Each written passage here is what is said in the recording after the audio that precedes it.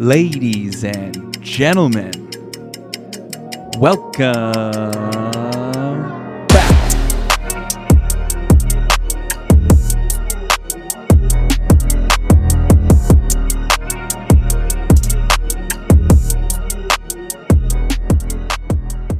What's going on, everybody? Welcome back to Turf Today on the Superintendent Network, proudly brought to you by Toro.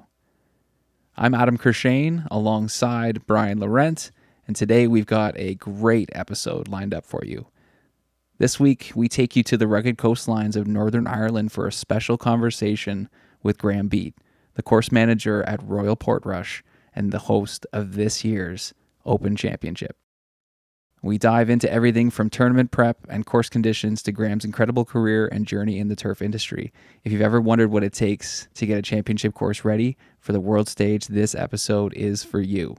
So stick around, and as always, if you like what you hear, share it with your friends, coworkers, and everyone in the turf community. All right, let's get into this. Turf Today is proudly brought to you by Toro. Toro helps you maximize efficiency with autonomous options for mowing and more, freeing up your staff for other duties. Take the GeoLink Autonomous Fairway Mower. It builds on the proven e-Triflex platform to combine trusted performance with advanced autonomous tech. There's also the Turf Pro for roughs, capable of handling up to 18.5 acres. And don't forget about the Range Pro for ball collection. Learn more at toro.com/golf/autonomous. Toro, always solving, always evolving.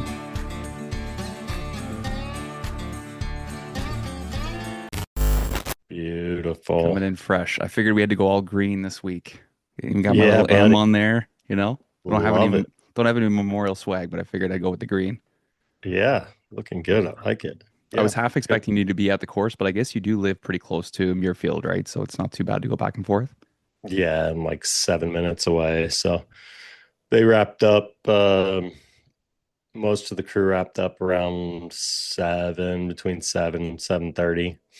Okay. And then they go in, grab some breakfast, hang out, wait to be dismissed. And yeah, so I wrapped up, got home, changed real quick, laid down for 5 minutes, and then scrambled. Couldn't remember which suitcase I had my microphone in, so I had to try and track that down. Non-stop, eh? Yeah, good Seems like times. there's been a lot of really good coverage from over there, though. Like the course is looking so good. Yeah, it's always in great shape. I think the guys on tour will tell you it's historically one of the most consistent, better prepared golf courses. It's always in great shape. I mean, hosting an event every year is a huge advantage, I think, because it's rinse and repeat for the most part every year. Not a ton of changes. A lot of similar volunteers that come back for the event. Chad's got a very seasoned staff, two superintendents or assistants that have been there for many years, interns, AITs, all that kind of stuff that have been there for a long time. So, I mean, they all kind of know the drill. And so they just, once tournament week comes around, everything's dialed in and it's time to roll. Yeah. So. I've been getting a bunch of messages, people saying, yeah, I met Brian, or yeah, I was on camera and stuff. So that's gotta be cool.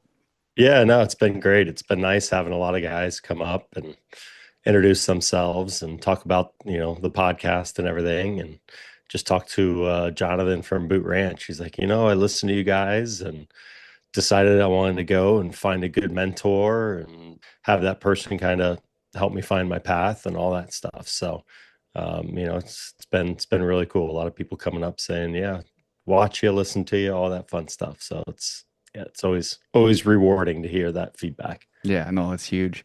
And I also saw you posted a picture of Jack getting to talk to the crew. That must have been amazing.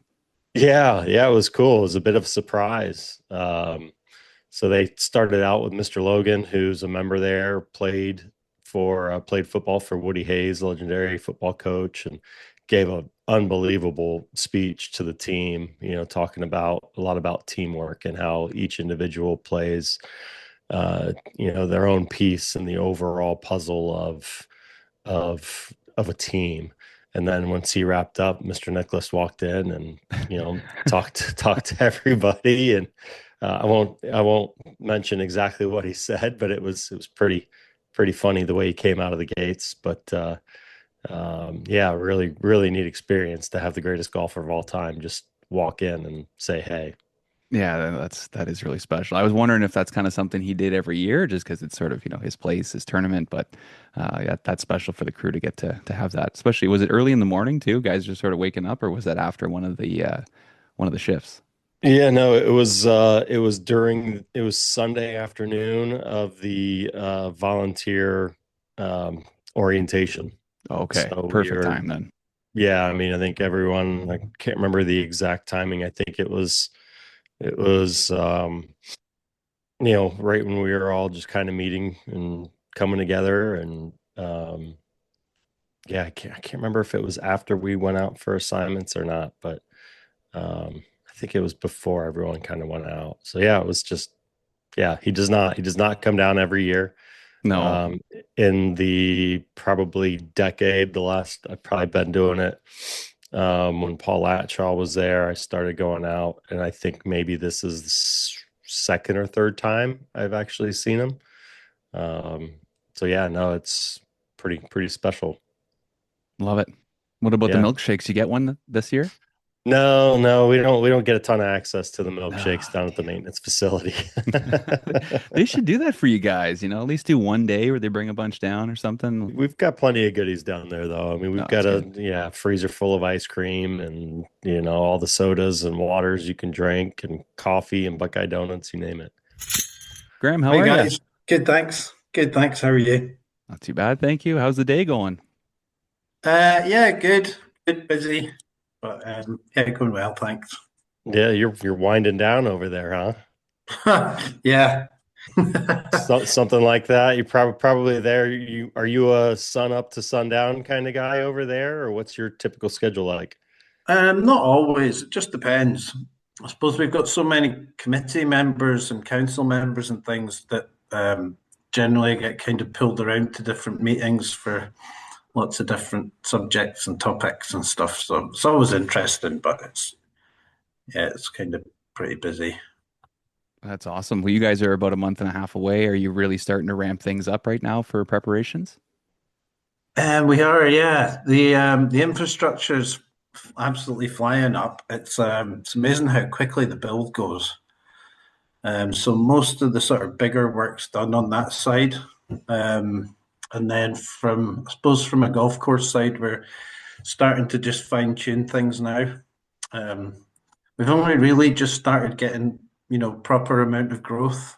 We had quite a long winter and then a really dry spring. So that's kind of put us back 2 or 3 weeks. So it's only now that we're starting to really kind of refine the surfaces down. Because we've had no growth, the greens have been absolutely flying. So normally here, because it's windy and the greens are pretty slopey, we would normally keep them around 9.5 feet on the stimp. And they've been kind of high tens into 11 feet. Oof. Yeah, it's pretty quick, especially if it's breezy. So yeah, I had I stimped the third green last week at 11 foot 5, which was like our fastest green speed reading ever. Like some of the guys in the States would laugh at that, but our greens are like it gets really windy and our greens are pretty slopey as well. Some of them would slope off into really deep bunkers and that sort of thing. So it just makes for slow play as well, the quicker they are. You got to Sure. keep But the ball below the hole out there then. yeah. So, well, we've had a lot of rain for the last few days, so we've started to get a bit more growth. So the grain speeds have tailed off a bit, which is no bad thing, really. But So before we get too deep into this, Graham, why don't you go ahead and just give us a quick introduction of yourself? okay, my name's Graeme Beatt. I'm course manager at Royal Portrush Golf Club. We have two courses, the Dunluce and the Valley, both championship courses, but the Open's held on the Dunluce course. So what about growing up? Where I know we read in your bio you were a little bit of a golfer, and you grew up in Fife. Is that right? Yeah, I grew up Newport on Tay was where I was sort of raised. So it was like 10 miles from St Andrews. Wow. So uh, What a place to did grow my, up. yeah, not too bad. Did my schooling in St Andrews and just yeah, grew up with golf, playing a lot of golf and playing a lot of football or soccer. Um, and I suppose growing up, I kind of wanted to either be a footballer or a golfer. So but I just kind of loved the outdoors, and I got a summer job on the local course, and just kind of fell in love with it, I suppose. So that's my story, really. So how advanced did you get in the game of golf from a playing standpoint? Did you play in any amateur stuff, or just were Yeah, the Saturday hacker out there? yeah, kind of. I played. I suppose I played a lot of golf until I was like 15, 16, and then did my summer jobs, and then just kind of got into the job more. And the more I got into the job, the less I played golf. Classic. Like It's crazy how like that most. works. So, but no, still enjoy a game of golf, but it's just a bit of fun, really. I wouldn't say I'm that good at it. Well, it's all about being out there for the enjoyment of it all. Yeah, exactly. Talk to us about the experience of your first job, your first golf course that you worked at. What was that like? Any good memories from then? Yeah, so I suppose my first summer job was on my local course, which was Scott's Craig Golf Club. So yeah, kind of between school, I'd got a job over the summer, and then my first summer there, we had the final qualifying for the Open at St Andrews in 1995. So that was kind of my first little taste of tournament, I suppose, even though it was small scale. It was still sort of pretty exciting. And then, yeah, after my first summer, I decided this was what I was going to do. So I enrolled in my local college, which was Elmwood. So that's in Cooper, kind of near St Andrews as well. Um, and I did a year full time, and then I got a full time job then at Scots Craig. And then after a year, I think I went back to college and just I've kind of done all my schooling after that, just as I was working. So it'd be sort of studying evenings and weekends and that sort of thing. How'd you find your way to Royal Portrush? Uh, I suppose I worked sort of five or 6 years at Scots Craig, and then Kings Barnes was being built at the time. And my college lecturer, who was a really good guy, Paul Miller, he'd said to me about Kings Barnes were looking for greenkeepers. So I'd got the job in there. What would it have been? Might have been 20, 21, 21 maybe. Um, and they were still in construction. So that was a brilliant experience for me, kind of doing the grow in there. And then I suppose quite quickly we were opening. So we were still doing construction in the January 2000 through to July 2000, the day before our opening day. We opened the same week as the Open was held at St Andrews.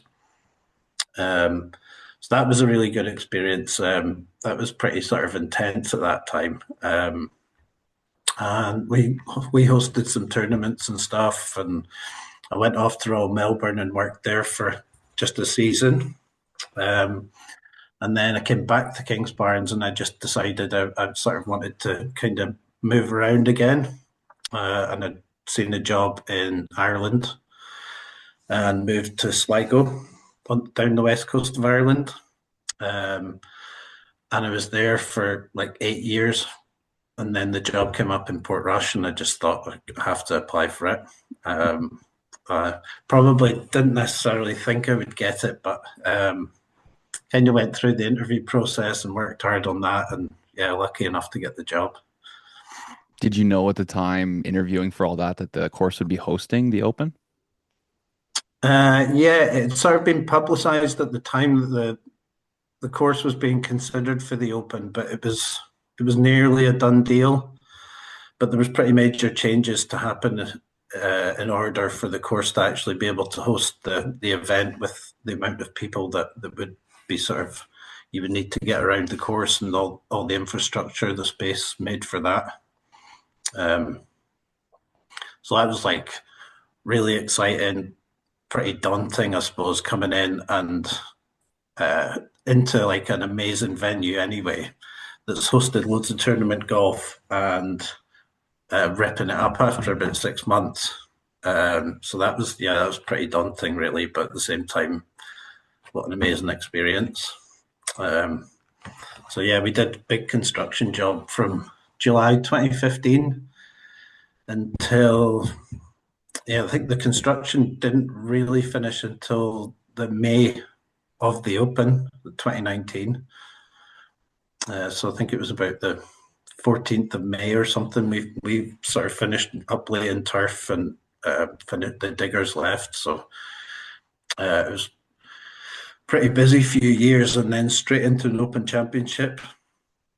I don't know if that's kind of normal or not, but it sort of yeah, pretty intense really, but brilliant experience. It was amazing.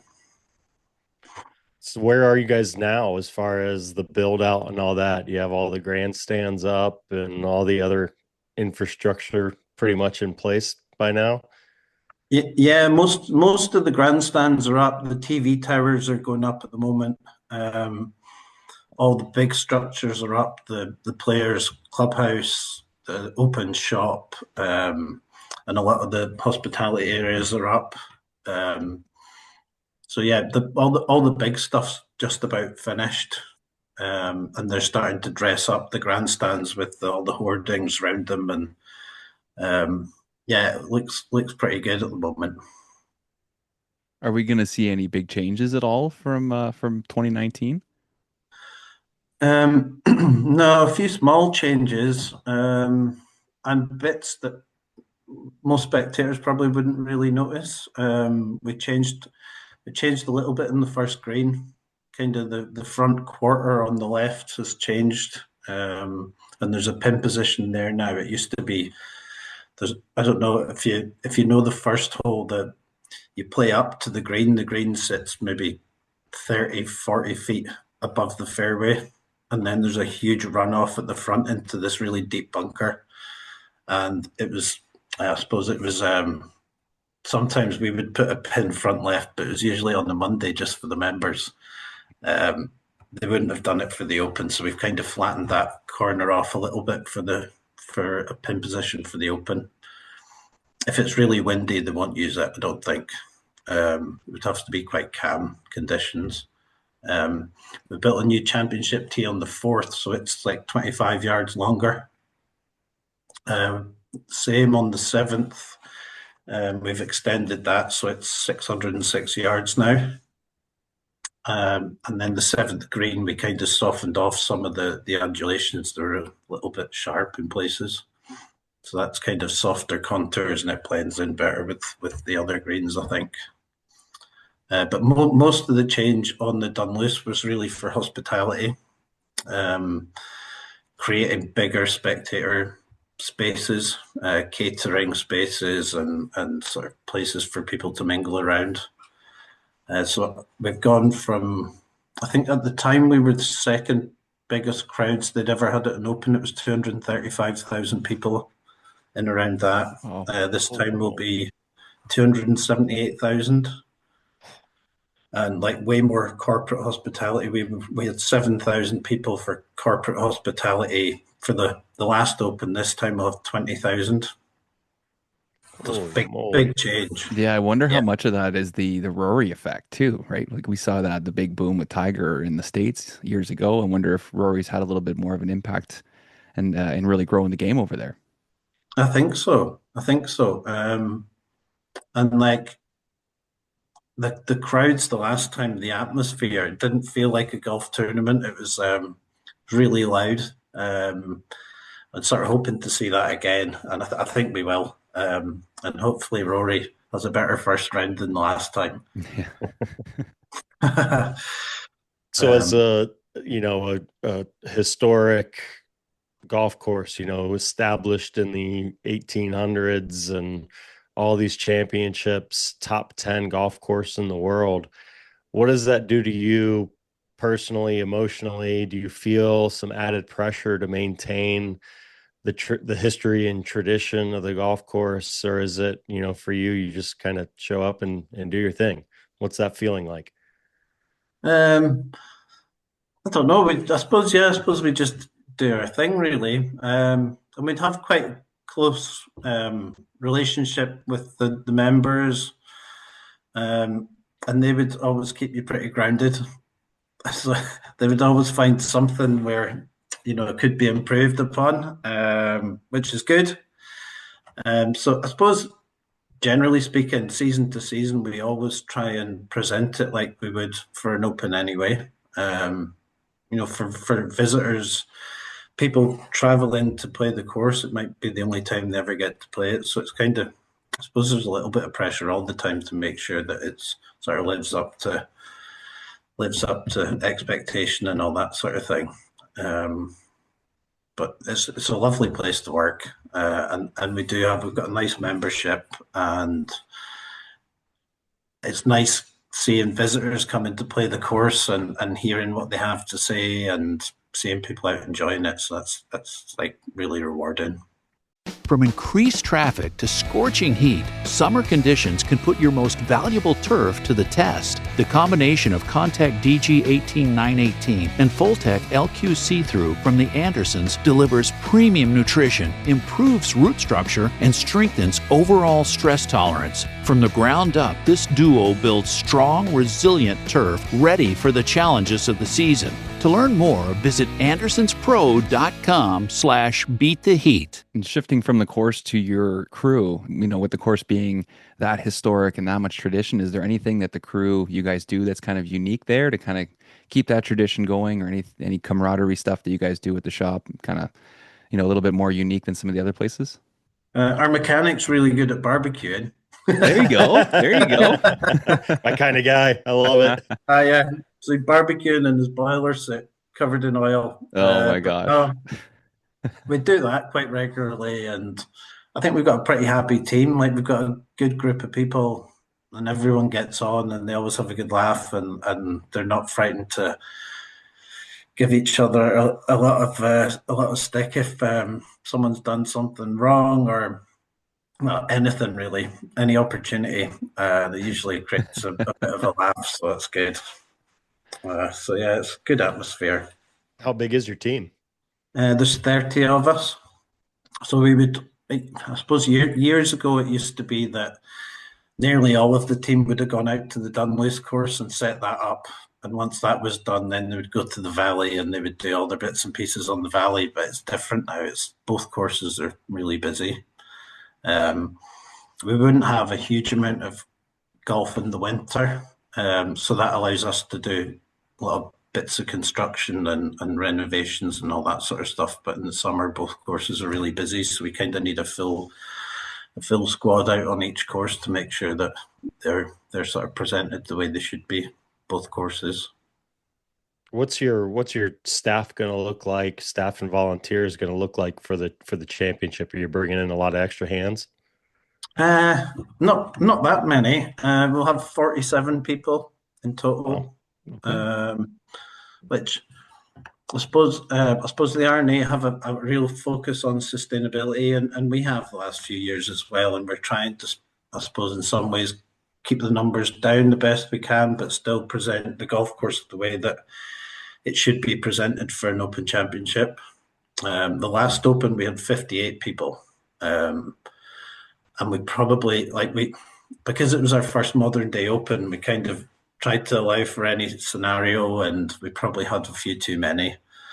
And then the experience for some of the volunteers probably wasn't as good as it could have been, just because, we had excess staff really, or excess volunteers.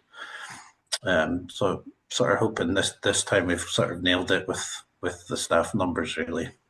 A little more quality over quantity then, I guess. Make sure everything's taken care of. Yeah, hopefully. And we've changed things a little bit too. In 2019, we hand mowed the greens. So we had 12 people hand mowing. And this time we're going to mow them with triplex.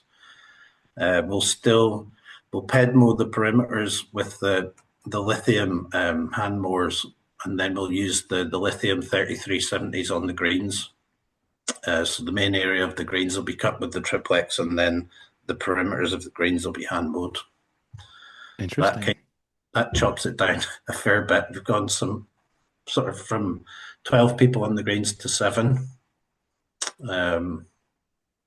But we feel like the quality of cut that you get with the triplex now is night and day compared to what it used to be.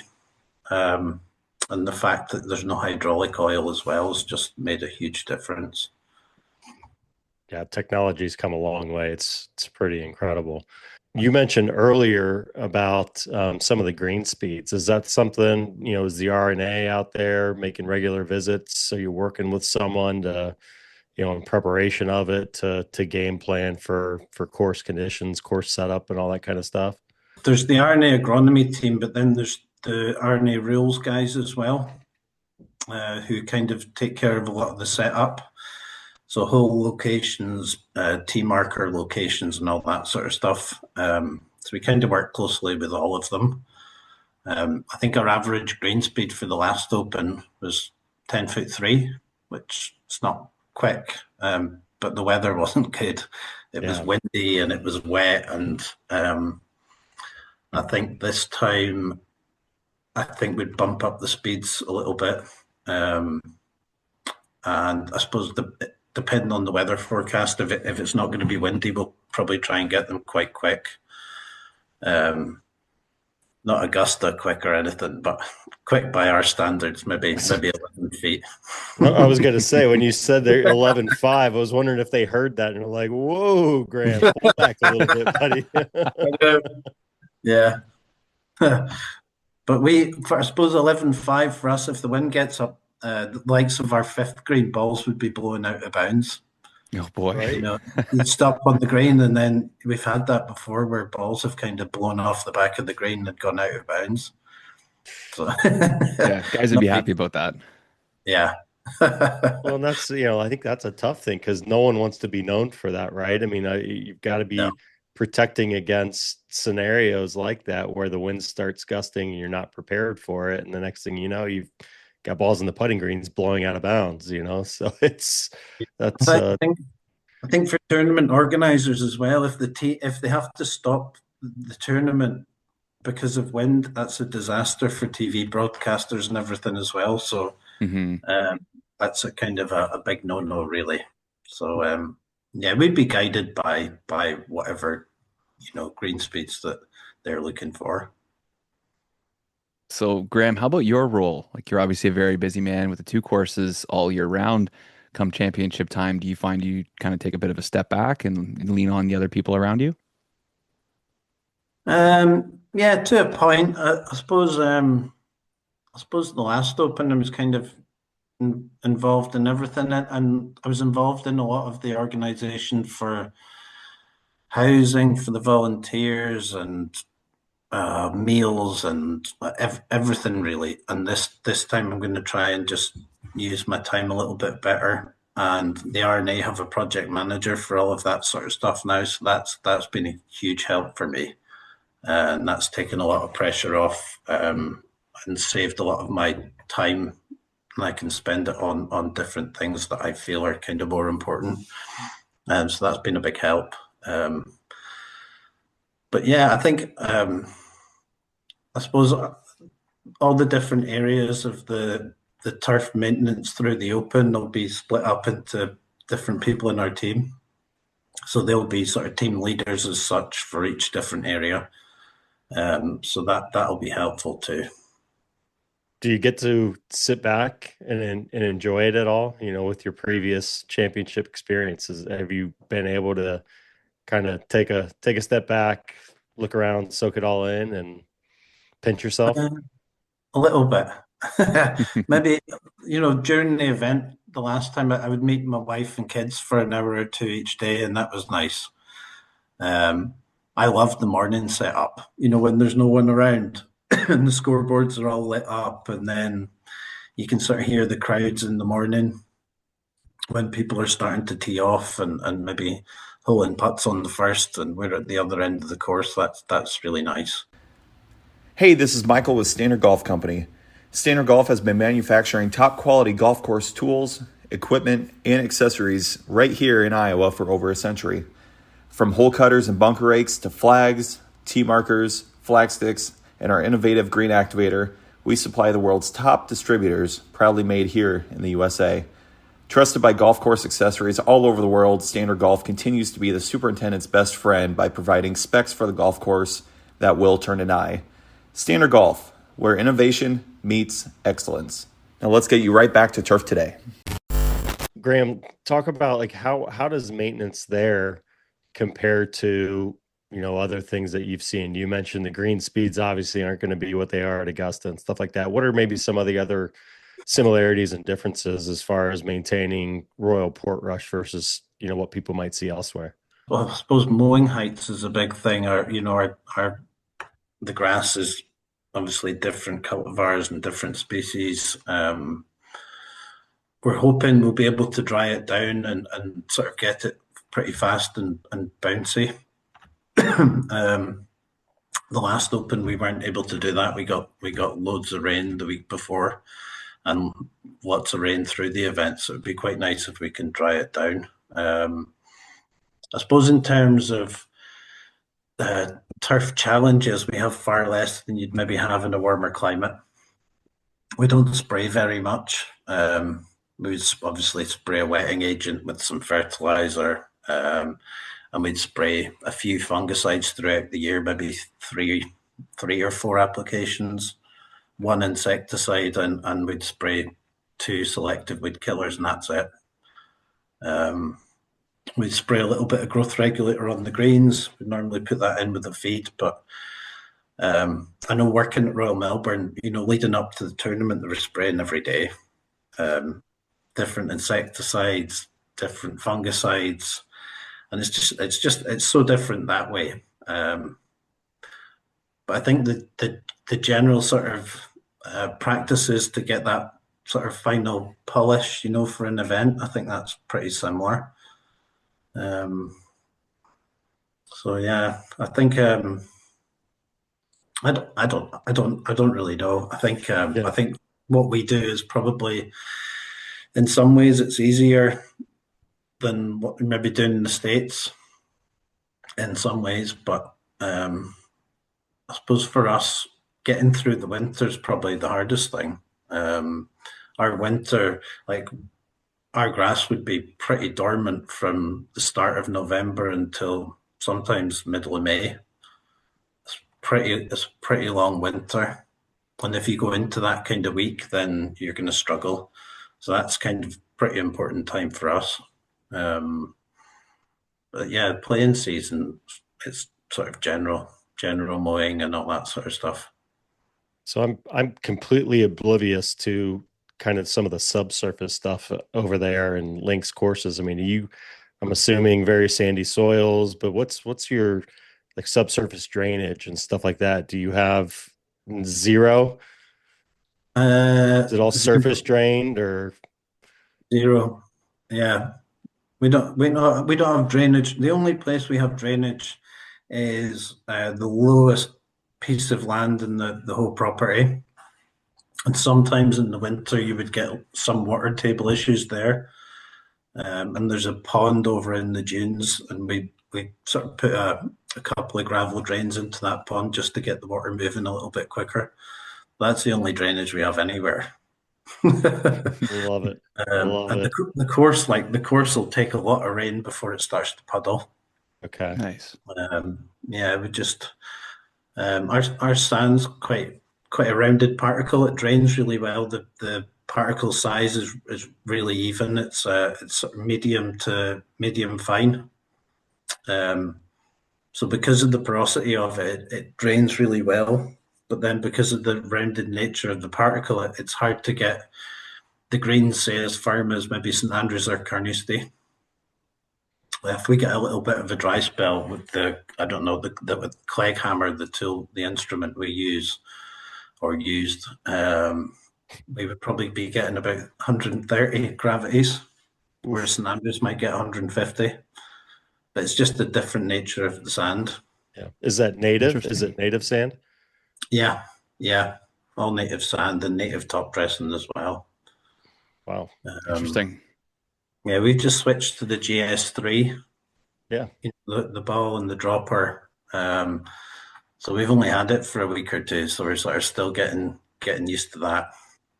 What are you seeing as your differences? Are you seeing the numbers? I mean, because obviously I think there's some calibrating that comes with switching. I was always used to the ball and chain, and I think the GS3 shows, maybe like 0.25 higher or something like that, or 0.025 or whatever it is. What are you seeing as far as differences now that you've kind of made that switch to GS3?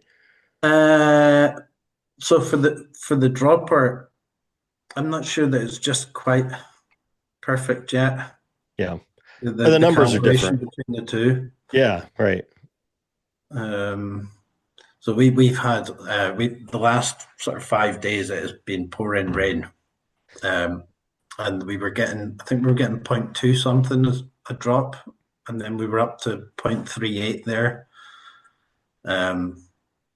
Whatever that means, but I did look at I did look at the calibration that said that we were getting like 110 or 110 gravities or 108 gravities or something. I thought should be more than that, but don't know. But it does simplify the whole process. The ball roll and stuff is absolutely brilliant. So kind of looking forward to getting used to it and sort of knowing what the numbers mean. It's a lot of trial and error, it's a lot of trial and error, figuring it all out. Technology is amazing though. And yeah, for a lot of the techie stuff, I've got one or two guys on my team that are really good at that sort of thing. So it's always useful. It's good. Beautiful. Well, when it comes to, finding things on the course and working on different things on the course, we had a few people write in asking you about playing the course, a course with, that kind of pedigree. Do you get a chance to play it? Do you like playing it? Do you believe in playing your own course to be able to find that sort of stuff? Yeah. Yeah, I would try and play it quite regularly. I actually play the Valley more often than I play Dunluce. But I do enjoy getting out and playing the golf course, and you always see something that you maybe wouldn't have seen if you were just driving around on your cart. Oh, yeah. So I do find that pretty useful. And then even just getting a feel for the golf course and, feeling like you know how it's playing at the time is good, rather than just, rolling a ball over a green when you're out, kind of looking at the turf. So yeah, I would play fairly regularly. I'd try and get out most weeks. When you're in tournament mode, are you out walking the golf course? Do you go 1 tee through 18 green and kind of walk it to do quality control and get a feel as you're out there? What's your routine like during tournament time? During the tournament, yeah, I'd be kind of all over the golf course every morning, and then evening as well, kind of going around with the greens mores and checking the speeds and seeing what the greens are rolling like. Even the surrounds. It's funny. Years ago, you wouldn't have really bothered so much, but you want to see how they're rolling as well, and make sure the runoffs are kind of dramatic and the ball's actually getting off the green in a way. I don't know, maybe it's a greenkeeper thing. It's quite exciting just seeing a ball trickling off a green and then ending up 30 yards away.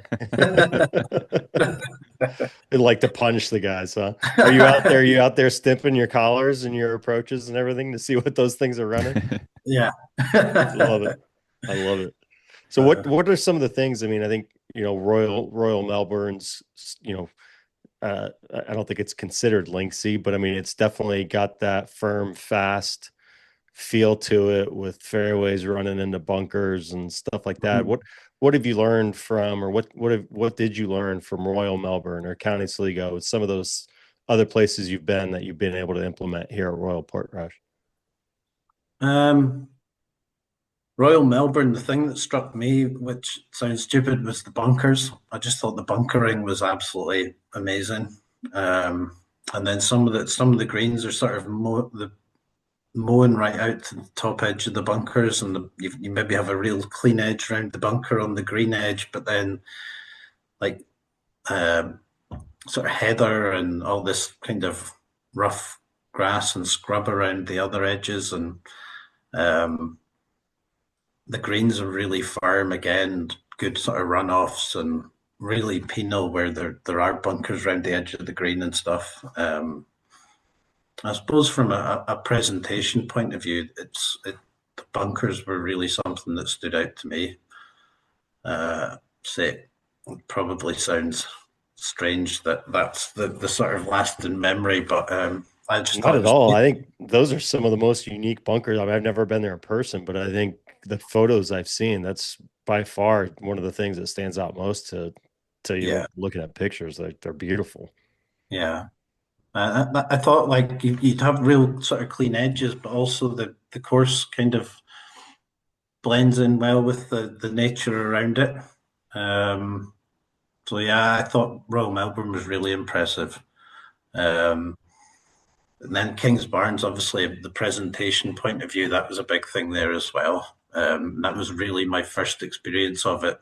My first golf course was a really nice course, but it wasn't kind of set up for a lot of visitors and things and guests, whereas Kings Barnes was obviously that's all about that. So presentation was really key there, and then seeing Royal Melbourne, and then taking that to Sligo and trying to implement some of that there with a smaller team. Um, I think it's just a really good learning process. I think, and I've done quite a lot of construction over the years, so bringing that to Royal Portrush was quite good, and having that experience of that already when I started in Royal Portrush was probably pretty helpful, really. Um, I think if you haven't experienced that before, and then seeing diggers everywhere and dumpers everywhere, and it's yeah, a bit of a shock to the system, I think. Yeah, it kind of totally changes your perspective on what's actually going on the golf course, right? You're not just cutting grass. We remained open the whole time. Well, good for you guys. It's hard to Oh do. gosh, Wow. oh, it's a nightmare. Uh, and we sold out all our tea times, and trying to do that work while still having a good golf course to play is difficult. Um, so this time was easier in that sense. We did do quite a bit of construction. We just built a new front line for the valley. So as part of the changes that we made to Dunluce, the knock-on effect kind of stretched out into the valley because we built a new driving range, and that became much bigger. And then we ended up sort of pushing forward the project that we had planned for the valley in a few years' time. So we ended up building a new front line last year. So it's been quite a busy 18 months. And now it's time for another installment of Ask the Agronomist, presented by the Andersons. Okay, we are back with PhD agronomist Ben Pease from the Andersons. Our question today comes in from Calvin Henry. What is a small daily task that makes a big difference on the course experience? Good question, Calvin. When we saw this one come in, I said we're going to address that one because it brings me back to my initial days on a golf course. So 20 years ago when I was an intern, this was at Wayzata Country Club in the Twin Cities of Minneapolis, St. Paul, Minnesota. Yeah, the superintendent there was Bob Distel at the time. And as an intern, one of your daily tasks was tee service. So there was two of us, each of us would take a 9. And I remember the first few days when you saw this list of what you had to do, and I thought, there's no way you can get this done before all the golfers come through. But eventually you develop a rhythm and you pick up all these little ins and outs of doing tee service, and there is a lot of little ins and out details that make up, the experience for the golfer. So we're usually focused on thoughts about focusing on fairways or greens and improving those things, but golfers spend a lot of time on the tees. So as a group, they're standing there talking. When the other guy is hitting, the other three are discussing things. So this is a time when they're picking up details and they're looking at the course and thinking about the last hole. So details matter on tee service. So a few things that Bob taught me that I still think about when I play golf every time is we would always pick up as many broken tees as our time would allow. Seems kind of silly, but a broken tee laying on a tee surface isn't visually appealing. It could also damage the reel mowers. So we're thinking about our mechanics and our equipment with this task, but we're also thinking about the customer. We also would make sure that our tee blocks or tee markers were aligned for like the proper approach down the fairway. So you'd always have this one guy who would tilt them off a little to the left or the right, and we'd want to make sure that no, we got to get these straight down the middle of the fairway, even if it's a dog leg left or dog leg right. We'd set it right down the fairway as if they were going to lay up at the bend, not try to cut a corner or something. So, setting up your tee markers, tee blocks in a consistent manner was a really big tee service detail. And then something I learned when I went to the straights, the Whistling Straights, was providing pin sheets. So every day there was a certain location based upon a number, front, middle, back, left, right, middle. In each one of those, there was, I don't know, 9 or 12 different areas where we would set a pin, and they were stepped off. So the golfers and the caddies knew exactly this many steps forward, this many steps left or right, and they could really plan their approach shots much better. So that not technically a tee service detail, but a golf service detail that I picked up and have always thought about ever since. So good question there, Calvin. Appreciate the walk down memory lane, but a lot of good details picked up from my early days as an intern and an early assistant. I gotta say, one of my least favorite things on the course is when the tee blocks are not lined up. It just visually just does not do it. And I mean, you can figure out your own line from the tee, but yeah, it just visually does not do it when you're driving by. It's kind of like a slanted pin on the green, right? A straight pin is just a chef's kiss. That's right. And then if there's multiple tee blocks or markers sets on one tee, getting those to all line up was always a pet peeve. Like, oh, we got to have these same width and line them all up. And it does have a really good kind of appearance to it if you get that right. Yeah, great job for somebody with a lot of attention to detail. Mm-hmm. Well, thanks a lot, Ben. This wraps up another Ask the Agronomist segment featuring Dr. Ben Pease, presented by the Andersons. You talk about all that experience you gather from different courses and different projects and things. Talk to us a little bit about some of the mentors that you've learned from, because, as we've seen in this industry, for most of the people we talk to, you can't really get very far unless you have good people showing you the way. Yeah, I think I've probably been quite lucky to work under some good people who I suppose have been quite detailed in what they wanted, and then passed that on to us working there at the time. Say Kings Barnes was my first sort of experience of that, and I had Stuart McComb, who's now at, I think it's Cabo Highlands now. It was Castle Stuart. He's there, and Innes Knight was his deputy at the time. He's course manager at Kings Barnes now. And then I worked for Jim Porter in Australia, in Royal Melbourne. And then kind of, I suppose I've done my own thing after that, but made some really good friends, and sort of I like going to seeing other golf courses as well and seeing how other people are doing things, and I suppose just chatting to other people in the industry as well, and you're always learning. So it's a good industry that way. It is quite close knit, isn't it? Absolutely. Yeah, I'd love for you to expand upon that. I mean, how much do you rely on your mentors and your peers with what you do? Usually if I'm chatting to people, it's just chatting about normal stuff like your issues and their issues and all that sort of thing. But I kind of like doing my own thing as well, I think. But obviously having that good relationship with the RNA and their agronomy people, and they're always visiting other courses, and they can sort of pass on bits and pieces as well.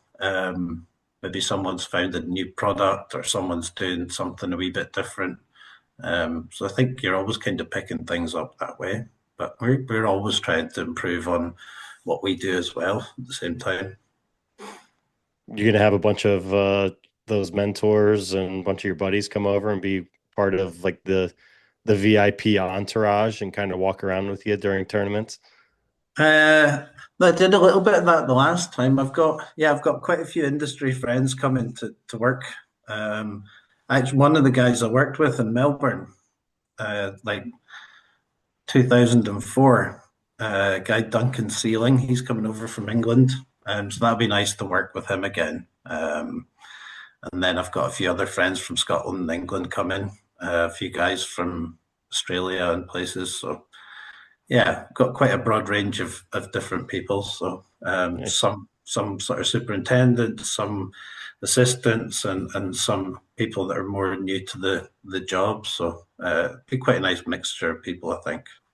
How rewarding is it for you to be able to share this experience with those people? Oh, it's amazing, and even some of our team that we have at the moment, they haven't worked an open at Royal Portrush before. I think there's about 11 people on our team that haven't done an open at Royal Portrush.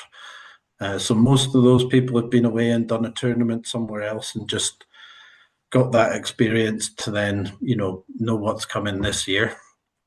So that'll be good. But seeing for them to experience that as well, I think is going to be amazing.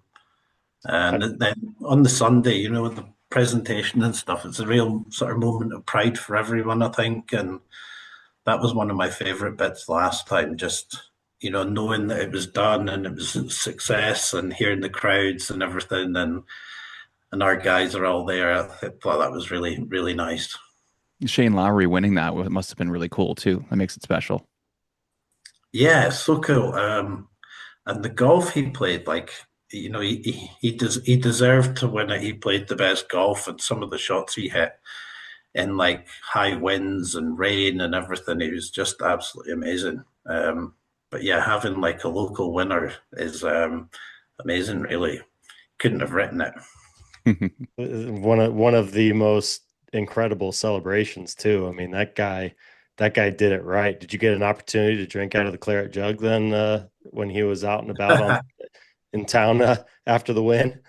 No, well, he got his picture taken with all the greenkeepers. I was supposed to go to like a drinks reception with the members and Shane Lowry, but I ended up, I went back up to the sheds to lock up and did all that sort of stuff. And then I got stuck in the crowds trying to get out of my car, and it took me like 45 minutes to get out, so I missed it in the end. Oh no. And then I think he went from Portrush, he went straight to Dublin. He must have had a lot of friends down there, and then I'd say he had quite a few pints of Guinness probably. Oh yeah, it's intense. epic celebration. For sure.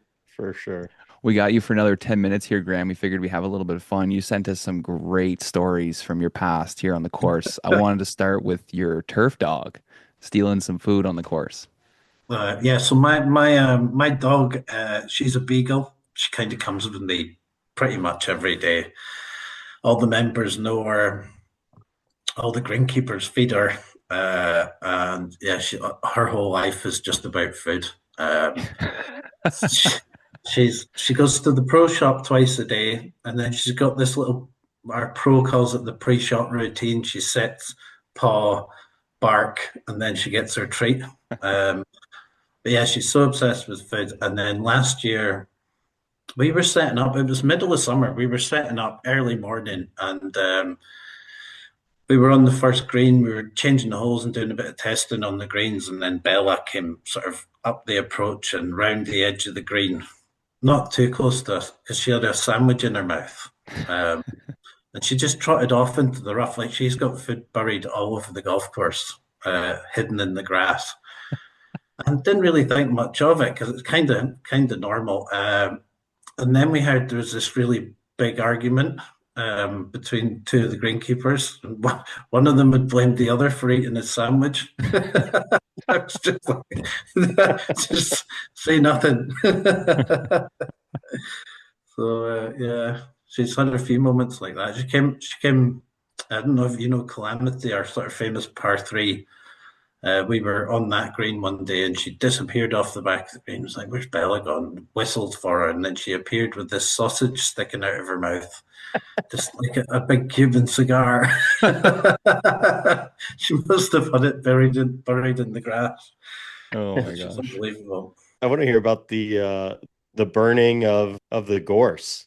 Sounds like you got a close call there too, or one of your team Yeah, members. yeah. Kings Barnes, we used to spend quite a bit of the winter time just cutting back gorse. But we had this big maintenance track down the side of the 14th and behind the dunes, and I kind of drove around the corner one day, and there's a huge pile of gorse at the end of the road, and I could see somebody in the distance, and kind of the closer I got, I saw them leaning forward, and we always would have got a little bit of diesel and a bit of petrol, and kind of squirted it over the gorse, and then lit it just to get it going. But he must have got the ratio really wrong, because all I could see was him leaning forward. And the guy, he always wore a cap, but he had these really big ginger sideburns. Uh, and he leans over, and then the next thing he was this fireball. he just he just appeared out of the flames. And he's just standing there, and I got up to him, and all his sideburns were just singed. Everything was gone. His eyebrows were gone, and he was fine. But yeah, that was pretty funny. He Oh, wasn't hurt. yeah, that's a mistake he's never making again. I don't know. He might have done. Oh, the funny things you roll up on when the staff are by themselves sometimes. That's so funny. What Yeah, about the staff member who was cutting greens or supposedly cutting greens? I think I was cutting greens as well. I was on the eighth on Kings Barnes. It's a par three, and it plays sort of down a steep hill. And this guy had pulled up at the side of the road, and he was chatting to me, and I said, "Oh, what are you doing this morning?" He said, "Oh, I was cutting the greens at the far end." And I said, "Where's your mower?" And he was like, this panicked look on his face, and he looked behind him, and I said, "What are you doing?" He said, "My trailer, it's gone." So we had to go searching for his trailer. It must have come off when he was driving up the hill, and it was like away 20 yards into the trees at the bottom of the hill, and the That's mower's still awesome. on the trailer.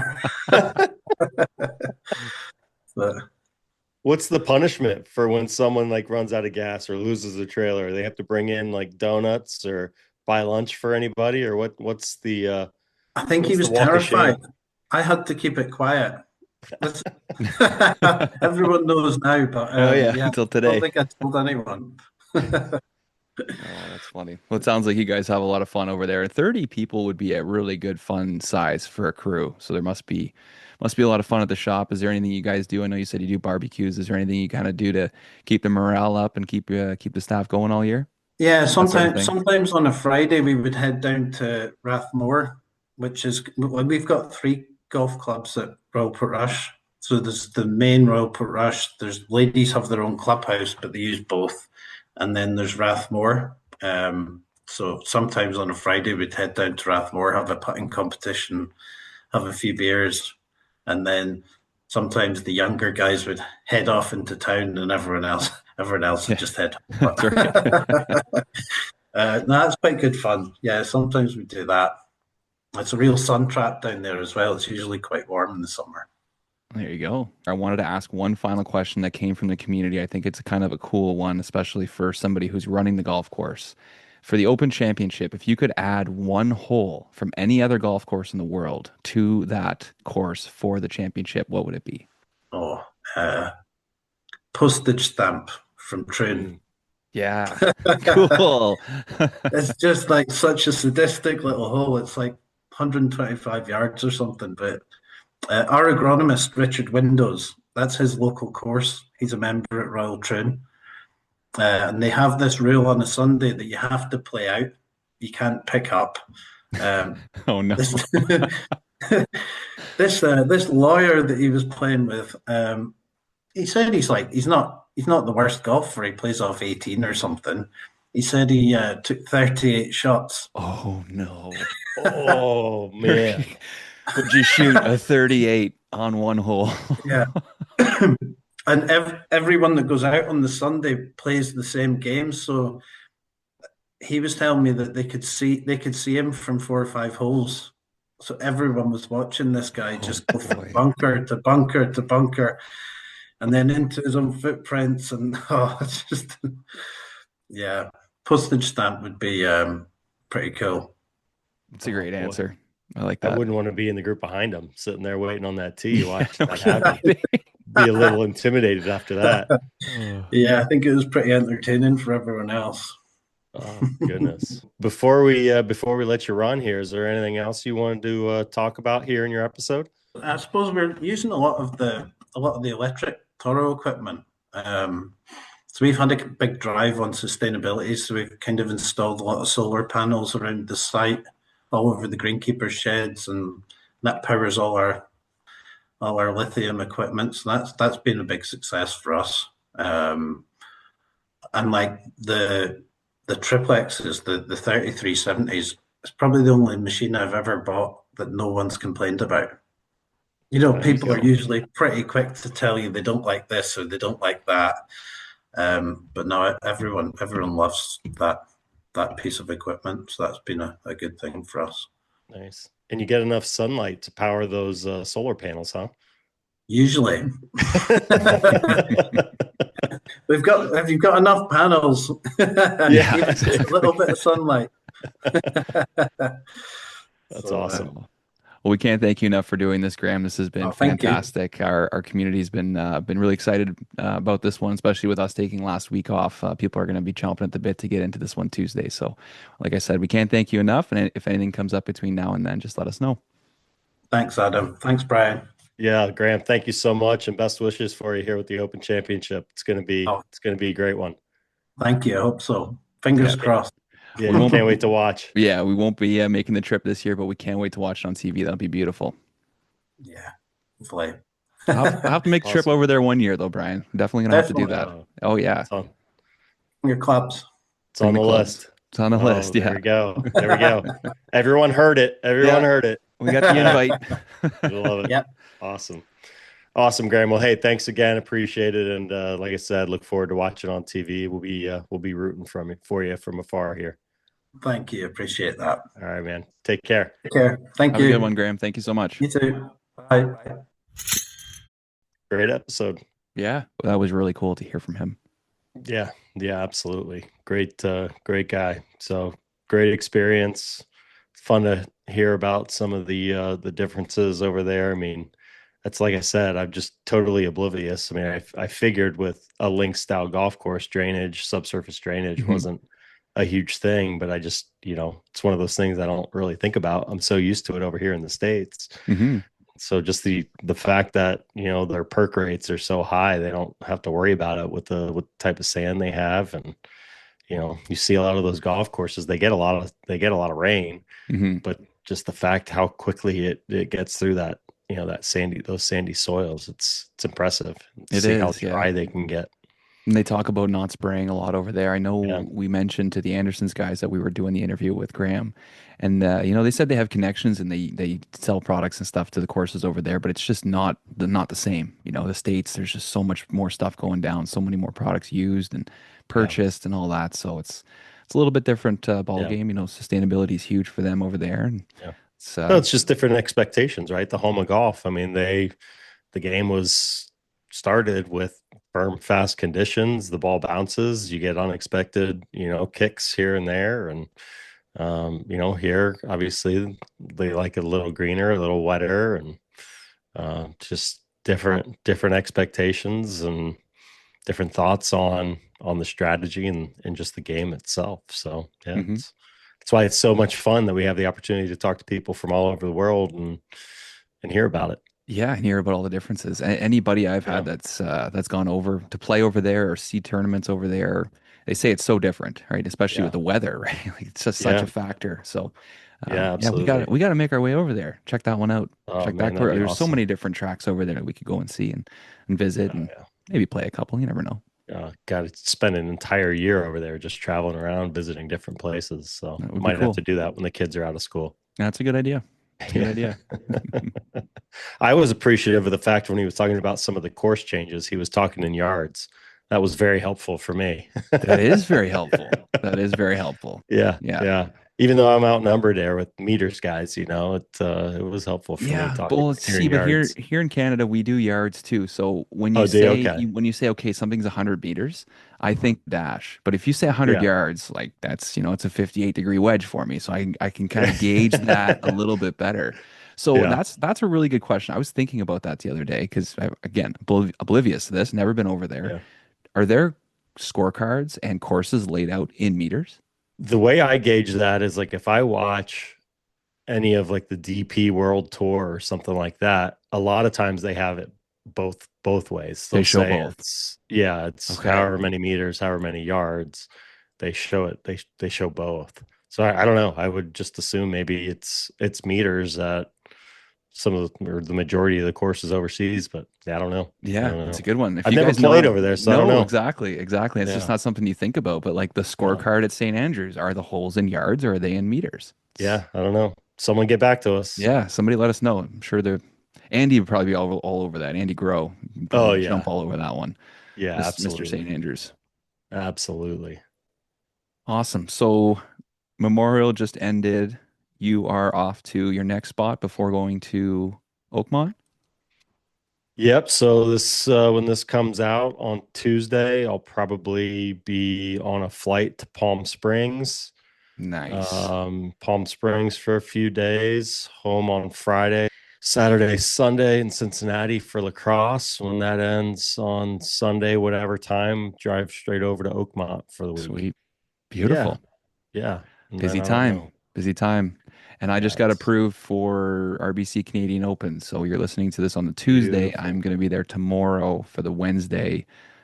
This is the Pro-Am, but I'm not going to be shooting any of the players. I'm coming for the real show. That's The right. real guys. That's right. Real guys and girls. Yeah. No, Yeah. It's going to be a lot of fun. And please come up to me, reach out, come and say hi. I'm bringing some stickers and some fun stuff for everybody. It's going to be great. I've been to a couple of the Opens, or some of the Canadian Opens, and getting to actually be behind the scenes and film some of it and meet some people. Hopefully get a couple interviews. Should be really good. Really fun. I'm assuming you're going to run to the world's guest there, Mr. Prier, huh? He will be there. He will be there. Yeah, he's been keeping me updated on his schedule. Beautiful. 2:00 shotgun this afternoon. Sweet. Yeah, a bunch of Toro guys are in town, Harold's guys, all that fun stuff. Nice, dude. That's awesome. Yeah, crank out some videos and then go play some golf. It's going to be You ugly. played golf in a while? No? Yeah, I played Cyprus 2 weeks ago. Sweet.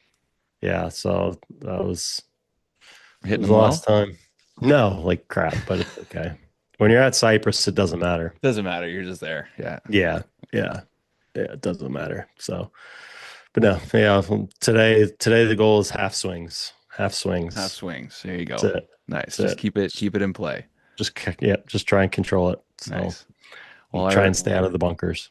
Yeah, that's important. Yeah. All right, dude. Well, I gotta go. Yeah. I gotta go get Ethan. So good luck. Have fun. We'll talk soon. All right, buddy. All right, man. Take care. That's going to do it for us. Another one in the books, another fantastic conversation. And if you noticed the intro and a little bit of the outro, we got Beats by Wooga on it, going over a few of the old intros over the next couple episodes leading into number 100, where we feature our new intro, new music for the podcast. Best of luck to Brian while he's traveling. Thank you so much to Graeme Beatt for making the time for us. And thank you so much to all of our sponsors who help us with everything going on the show, behind the scenes on Turf Today and the Superintendent Network. Best of luck this week to everybody working. All of the tournaments coming up right now. It's a busy season. Keep on the grind and keep helping out your fellow greenkeeper. We'll chat soon. Keep those reels sharp. Everybody have a great week.